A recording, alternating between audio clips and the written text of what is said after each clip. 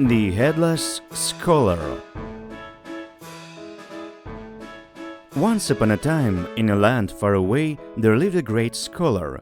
He possessed numerous awards and held the titles of all distinctions. People from all around came to witness the genius of their era and to test his intellect. No one could surpass his intellectual prowess and vast knowledge. The scholar became prideful and concluded that intelligence alone held true importance and worth, believing that without it there was no purpose in existence.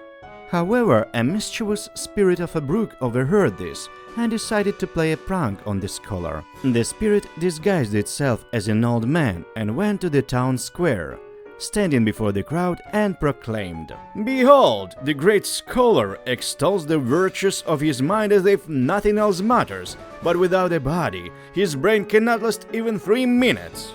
Upon hearing this, the scholar grew furious. In order to prove his point, he resolved to separate his head from his body. The great scholar secluded himself in his laboratory and began his work. He spent a considerable amount of time on calculations and computations. Finally, he announced to everyone that at dawn the next day he would detach his head from his body. A crowd gathered to witness this marvel. At the appointed hour, the great scholar emerged onto the square and, after performing a series of procedures, truly severed his head from his body, doing so skillfully as if they had always been separate entities. The people were astonished and praised the scholar even more fervently than before.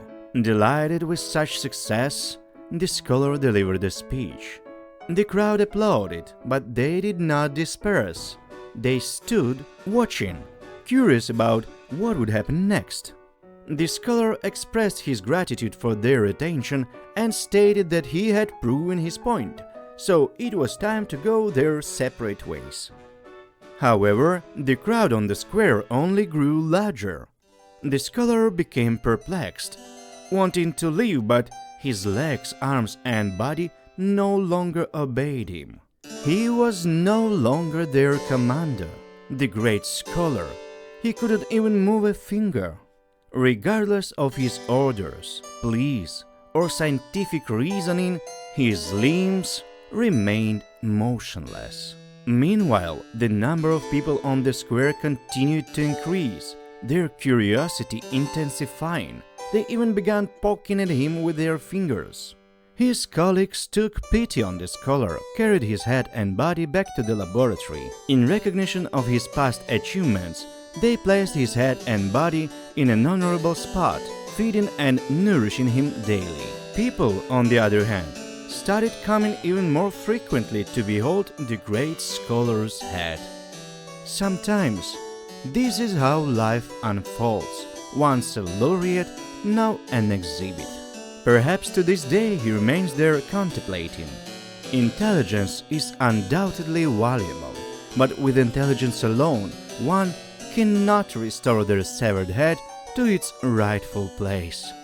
All that the great scholar is left with is to ponder how to reverse everything and hope for a miracle. The Rabbit Reader read for you. Don't forget to subscribe and like. Thank you for watching.